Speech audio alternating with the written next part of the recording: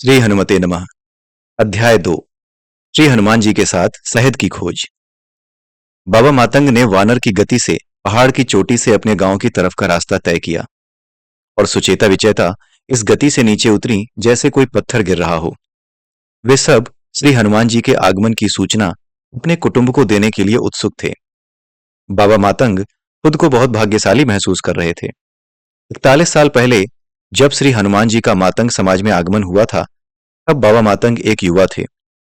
अब उन्हें अपने जीवन में पुनः साक्षात हनुमान जी के दर्शन का सौभाग्य मिल रहा था। इस उत्सुकता और प्रसन्नता में उन्हें पहाड़ से नीचे उतरते हुए समय का बोध ही नहीं हो रहा था। वे थकान तथा निद्रा भी महसूस नहीं कर रहे थे। वे खुशियों के गीत गुनगुनाते हुए तथा मन ही मन अगले दिन होने वाली श्री हनुमान चरण पूजा की तैयारियों का खाका खींचते हुए नीचे उतर रहे थे। बाबा मातंग सोच रहे थे कि जब वे अपने डेरे में पहुंचेंगे तो अन्य लोग खुशियां मना रहे होंगे, क्योंकि सुचेता और विचेता उनसे पहले पहुंचकर सबको यह खुशखबरी दे चुकी होंगी। लेकिन जब बाबा मातंग वहां पहुंचे तो पूरी तरह सन्नाटा छाया हुआ था।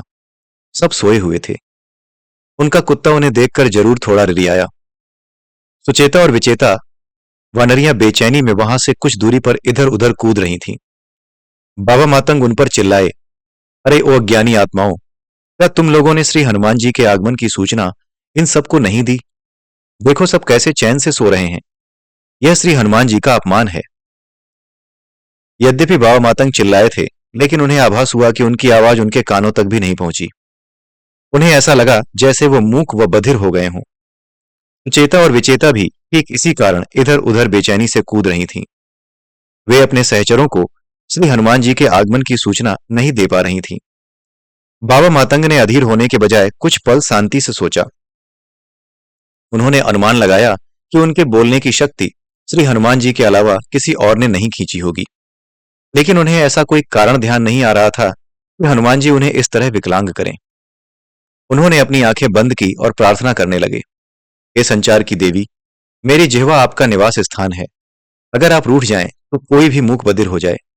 कृपया मुझे बताइए, आप मुझसे नाराज क्यों हैं? सेतु की टिप्पणी। मातंगों के अनुसार हर कार्य या तो किसी देवता द्वारा निर्देशित होता है अथवा किसी राक्षस द्वारा। वे हर कार्य से पहले उस कार्य से संबंधित देवताओं का आवाहन करते हैं और उनकी उपासना करते हैं। उनकी उपासना एक तरफा नहीं होती। न केवल वे देवताओं से बोलते हैं, पितु देवता भी उनसे बोलते हैं। यह उनकी सबसे महत्वपूर्ण शक्ति है।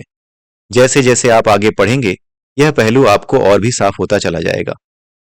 संचार की देवी बाबा मातंग के समक्ष प्रकट हुई और बोली, हे बाबा मातंग, आप विश्व की महान महाज्ञानी आत्माओं में से एक हैं। भला मैं आपसे कैसे नाराज हो सकती हूं? मैं तो आपके बोले हुए शब्द पवन देव तक भली भांति पहुंचा रही हूं। यह तो पवन देव ही बता सकते हैं कि आपके शब्द आगे क्यों नहीं जा रहे हैं। बाबा मातंग ने संचार की देवी को धन्यवाद दिया और पवन देव को आवाहन किया। बाबा मातंग ने पवन देव से अपनी उपासना इस तरह आरंभ की, हे पवन देव, भगवान हनुमान आपके पुत्र हैं। वे 41 साल बाद मातंगों की इस भूमि पर पधारे हैं। मैं यह सूचना अपने समाज के अन्य सदस्यों को देना चाह रहा हूं, लेकिन किसी कारण से मेरी आवाज मेरे कानों तक भी नहीं पहुंच पा रही है। आप ही हैं जो शब्दों के संचरण के माध्यम हैं। अगर आप हमारे शब्दों को एक स्थान से दूसरे स्थान तक ले जाना बंद कर दें तो हम तो मूक और बधिर हो जाएं। कृपया हमें बताइए कि आप हमसे क्रोधित क्यों हैं? पवन देव ने उत्तर दिया, बाबा मातंग, क्या आपको तनिक भी आभास है कि आपने कुछ समय पहले अपनी आंखों से क्या देखा है?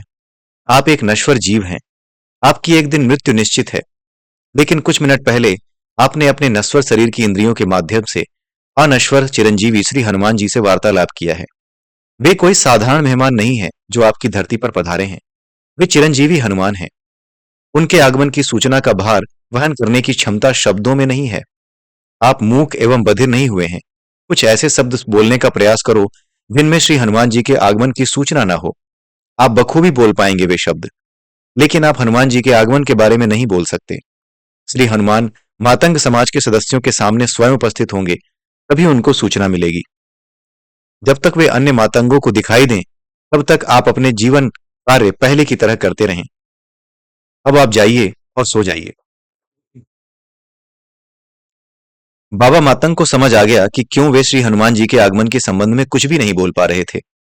उन्होंने पवन देव को धन्यवाद दिया उन्होंने वहां उपस्थित बेचैन सुचेता एवं विचेता को भी इस बात से अवगत कराया कि वे मूक बधिर नहीं हुई हैं।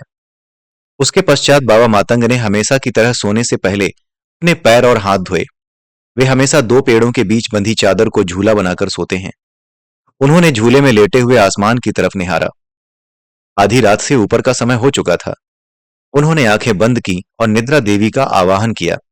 हे निद्रा की देवी, मुझे क्षमा करें। हमारी धरा पर श्री हनुमान जी पधारे हैं और कल मुझे चरण पूजा की भी तैयारियां करनी है। मैं यहां लेटकर केवल थोड़ा आराम करना चाहता हूं। मैं सोना नहीं चाहता। कृपया मेरे मस्तिष्क में प्रवेश ना करें।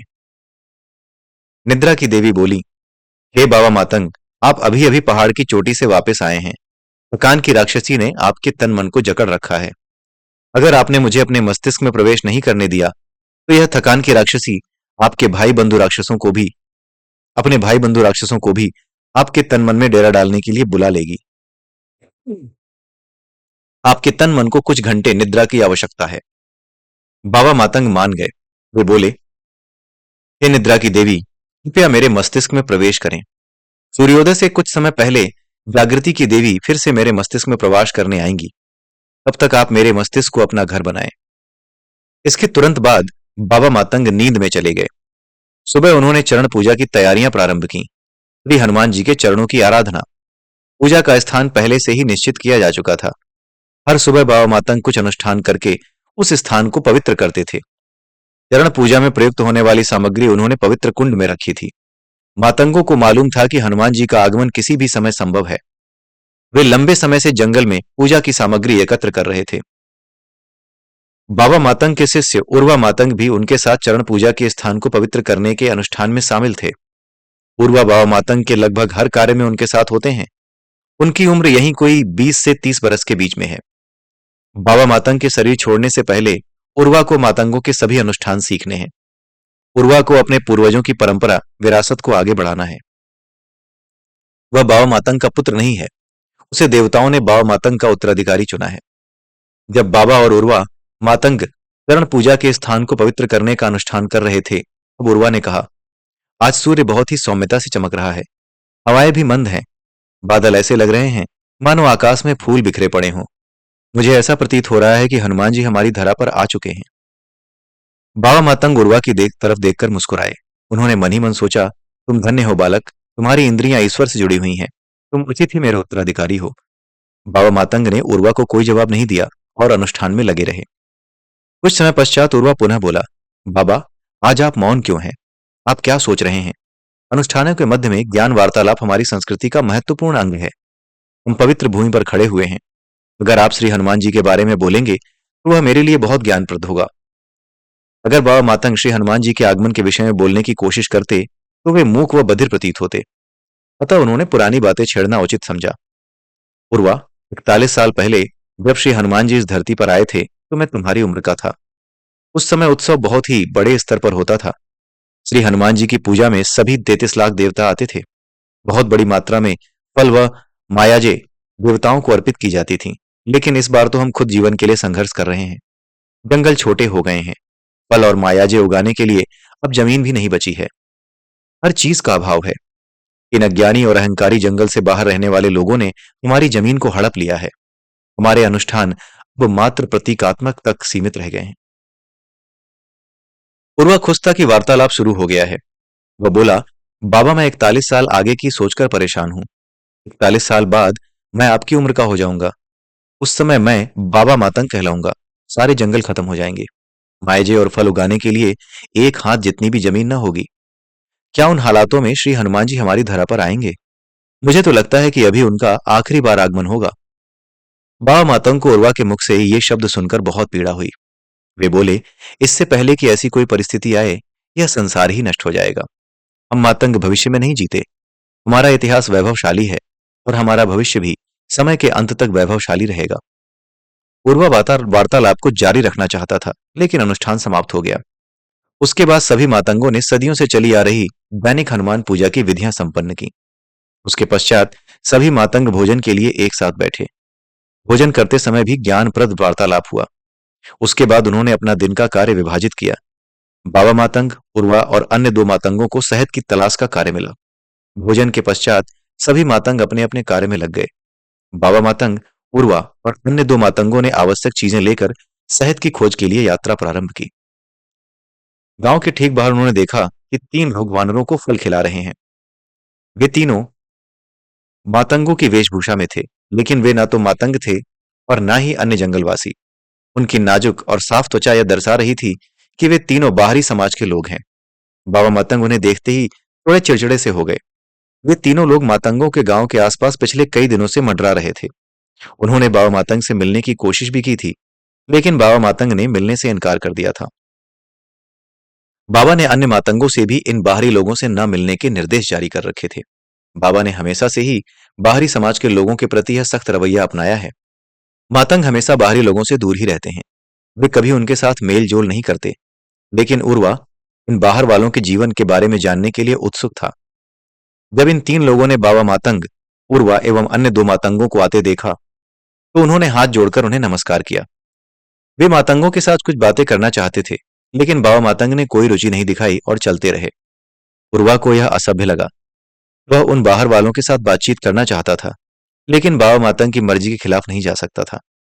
वह उन बाहर वालों की तरफ मुस्कुराया और चलता रहा। उर्वा ने बाबा मातंग से पूछा, बाबा आप उनसे इतने क्रोधित क्यों हैं? क्या हमें उनसे कम बात करके उनसे ये नहीं जानना चाहिए कि वे क्या चाहते हैं? मैं जानता हूं कि इन बाहर वालों ने हमारे जंगल का नाश किया है और हमें अपनी रोजमर्रा की चीजों के लिए भी तरसा दिया है।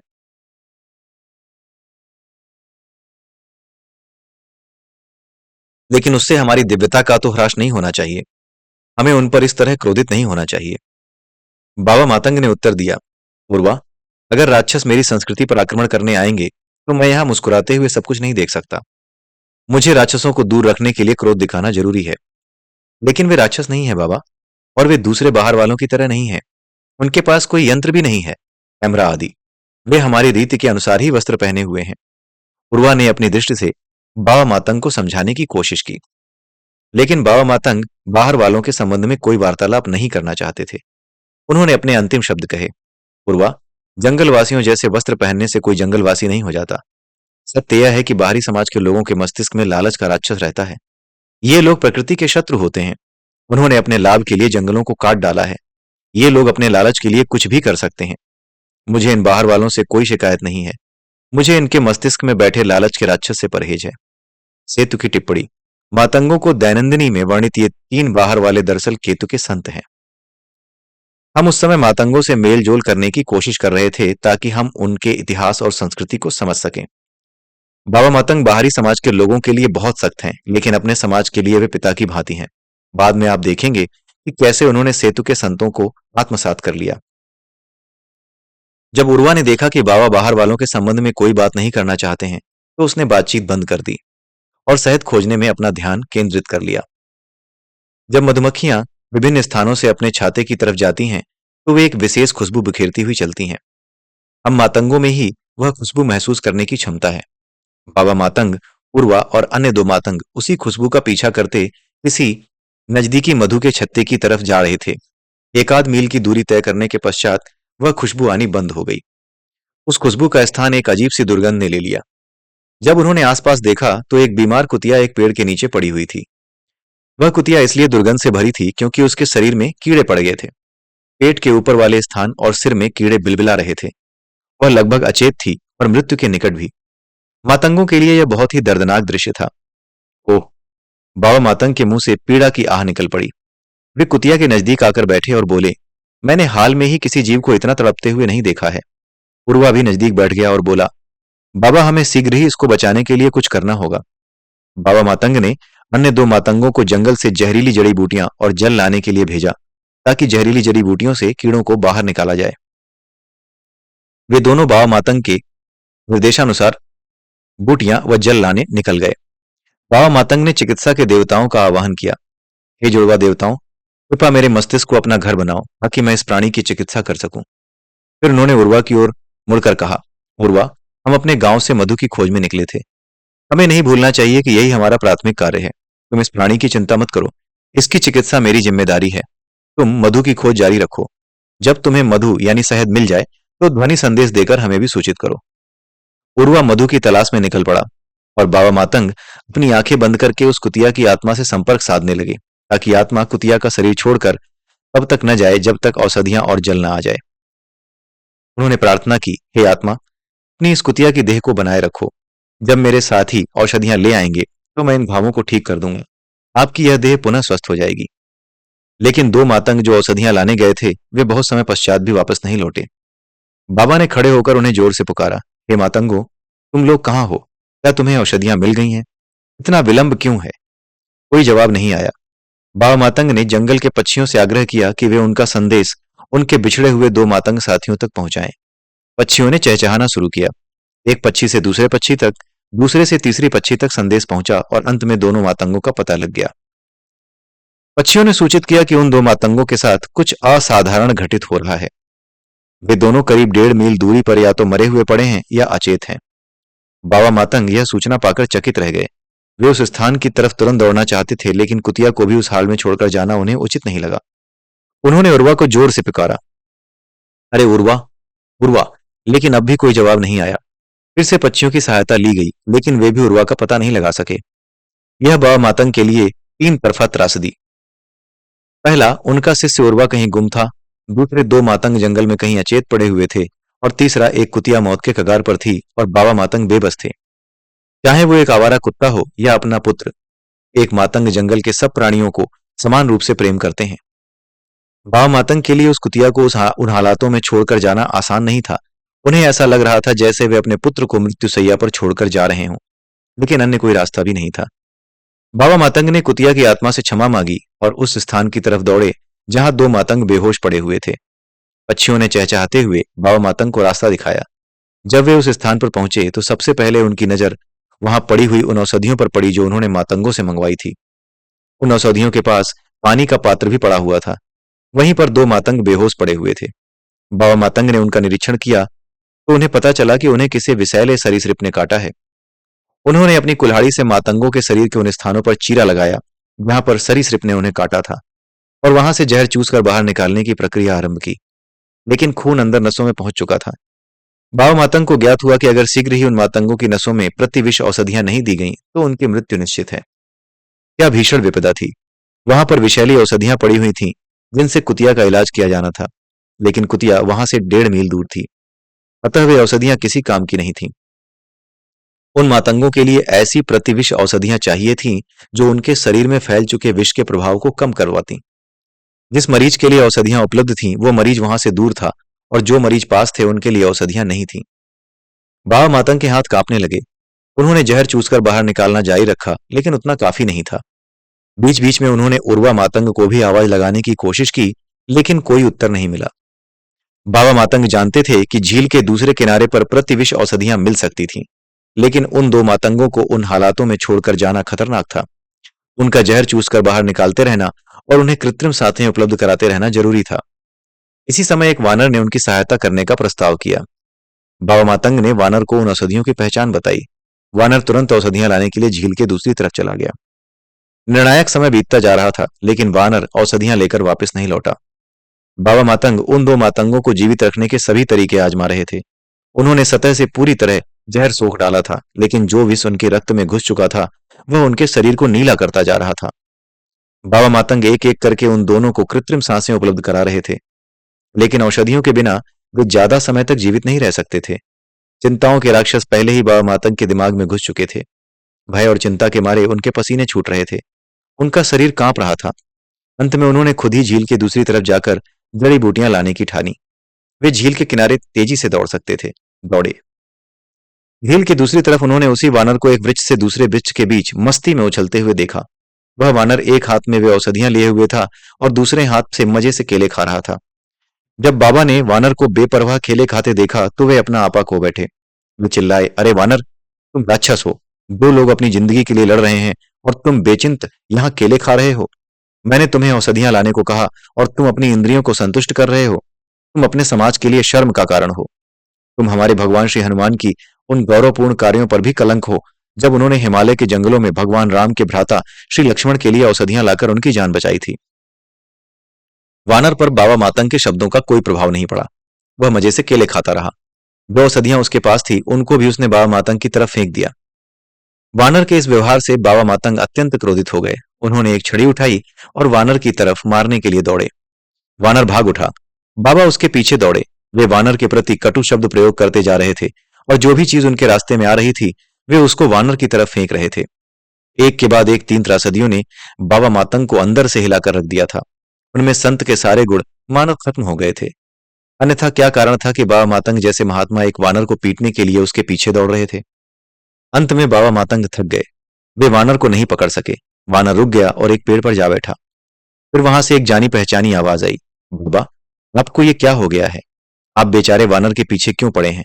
यह उर्वा की आवाज थी जो उस पेड़ के नीचे शांति से बैठा हुआ था। बाबा मातंग चिल्लाए, तुम यहाँ क्या कर रहे हो उर्वा? मैं तुम्हें पुकार रहा था, तुमने उत्तर क्यों नहीं दिया? तुम्हारे 2 मातंग भाई मृत्यु से लड़ रहे हैं और तुम यहाँ शांति से बैठे हो। मैं श्री हनुमान जी के पवित्र चरणों में बैठा हूं बाबा, क्या आप उन्हें नहीं देख सकते? मृत्यु से कौन लड़ रहा है? आप यह क्या बोल रहे हैं बाबा? उर्वा ने पूछा। बाबा मातंग का मस्तिष्क क्रोध, प्रतिशोध, चिंता आदि राक्षसों के नियंत्रण में था। यही कारण था कि वे श्री हनुमान जी को अपनी आंखों के सामने होते हुए भी नहीं देख पा रहे थे। लेकिन श्री हनुमान जी की कृपा से उन्होंने शीघ्र ही अपने मस्तिष्क में बैठे विभिन्न राक्षसों को पहचान लिया। बाबा मातंग कटे वृक्ष की भांति गिर पड़े। उनके पैर मृत से हो गए। अपने दोनों हाथों को सामने की तरफ फैलाकर वे जमीन पर गिर पड़े और साष्टांग मुद्रा में गिरे हुए रोने लगे। जैसे ही उन्होंने श्री हनुमान जी के चरणों में स्वयं को समर्पित किया, सारे राक्षस उनके मस्तिष्क को छोड़कर भाग खड़े हुए। अंततः उन्हें श्री हनुमान जी की आवाज सुनाई दी, उठो बाबा मातंग, उठो। बाबा मातंग ने अपना सिर उठाया। श्री हनुमान वहां खड़े खड़े मुस्कुरा रहे थे। उनका एक हाथ वृक्ष के तने पर था। उर्वा उनके चरणों में नीचे धरती पर बैठा हुआ था। बाबा मातंग ने पुनः साष्टांग प्रणाम किया और बोले, हे श्री हनुमान, मेरे 2 मातंग भाइयों को किसी विषैले सरीसृप ने काटा है। कृपया उनकी जान बचाइए। उस कितिया की भी जान बचाइए जो भयानक गांवों से खरा रही मृत्यु की प्रतीक्षा कर रही है। कृपा करो प्रभु, कृपा करो। हनुमान जी की मुस्कुराहट और घनी हो गई। उन्होंने कोई उत्तर नहीं दिया। उधर उर्वा श्री हनुमान जी के दैवीय रूप से प्रस्फुटित हो रही असीम ऊर्जा की धारा में खोया हुआ था। वह आसपास जो कुछ हो रहा था उससे अनभिज्ञ था। बाबा मातंग के शब्द सुनकर उसे आश्चर्य हुआ। वह बोला, बाबा, कुतिया को क्या हुआ? क्या आपने उसकी चिकित्सा नहीं की? लेकिन उन्होंने तो मुझे बताया कि कुतिया अब ठीक है। ऐसा तुम्हें किसने बताया? बाबा मातंग ने पूछा। उर्वा ने कुछ दूरी पर स्थित दूसरे वृक्ष की ओर इशारा किया। दोनों मातंग जो कुछ देर पहले सरीसृप के काटे जाने से बेहोश पड़े थे, अब उस वृक्ष पर लगे मधुमक्खी के छत्ते से मधु निकाल रहे थे। बाबा मातंग को अपनी आंखों पर विश्वास नहीं हुआ। अब हनुमान जी बोले, हे बाबा मातंग, आज आप मधु खोजने के लिए अपने गांव से निकले थे, लेकिन रास्ते में कुछ और काम आपको मिल गए, जिसके कारण आप विचलित हो गए। उन विचलनों को निभाने के पश्चात आप पुनः अपने मधु खोज के रास्ते पर वापस आ सकते थे, लेकिन आप अचानक अपने कार्यों को पूरा करने के बजाय उनमें उलझते चले गए। अरे भाई, जब वानर ने आपकी तरफ औषधियां फेंक दी तो उस पर क्रोधित होकर उसके पीछे भागने की बजाय आपको औषधियां उठाकर वापस जाना चाहिए था। आप आसानी से अपने 2 साथियों को ठीक कर सकते थे। फिर उन मातंगों के पास पड़ी विषैली औषधियां और पानी को लेकर आप कुतिया के पास जा सकते थे और उसे भी ठीक कर सकते थे, और उसके बाद आप फिर से अपने मधु खोजने के कार्य में लग सकते थे। मुझे माफ कर दीजिए प्रभु, मैं आपकी परीक्षा उत्तीर्ण नहीं कर पाया। बाबा मातंग अपने बारे में दोष और हीनता की भावना से घिर गए। आपने कुछ नहीं किया बाबा मातंग, आपके कार्य राक्षसों द्वारा नियंत्रित किए जा रहे थे। क्रोध के राक्षस ने आपको वानर का पीछा करने के लिए प्रेरित किया और आप भटक गए। भगवान हनुमान ने उत्तर दिया, लेकिन राक्षसों ने मेरे शरीर के माध्यम से जो कार्य किए हैं उसके लिए मैं ही जिम्मेदार हूं प्रभु। बाबा मातंग, हम मनुष्य कुछ नहीं करते। हमारे कार्य या तो देवताओं के द्वारा निर्देशित होते हैं या राक्षसों के द्वारा।